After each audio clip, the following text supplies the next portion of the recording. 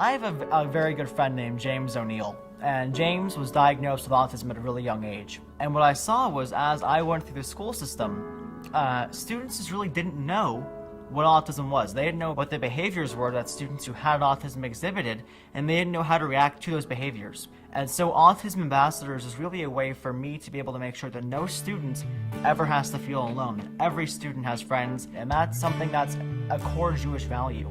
If you see someone who's suffering, you see someone who is emotionally in pain, you have an obligation to go help that person. And what we do is we actually do role-playing with all of our students. And these lesson plans teach typical students how to teach skills to students with autism. For example, the student with autism has a problem making a phone call.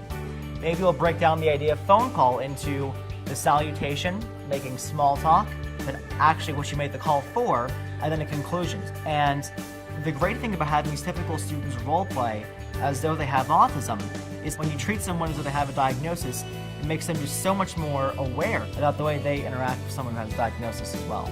So what we do is we actually have each module checked for clinical accuracy by one of our volunteer psychologists who are stationed all throughout the country. We want to make sure that every lesson plan comes from a real problem students face, but it's also accurate clinically as well. And the moment that I knew that I had made a difference, and the moment that I was satisfied and happy with the work that I had done, was when I got a call from James' father. James' father said to me, "Zach, this is the first time James has ever had a group of kids to hang out with on a Friday night. This is the first time he's ever been invited to a birthday party. This is the first time he's ever gone to a baseball game with friends." I mean, that moment for me said, this is worthwhile and you're making a difference. But for me, the Helen Diller Award, the Tikkun Olam Award, is just another reminder of how much work that we've got to do, how much work Autism Ambassadors has yet to do.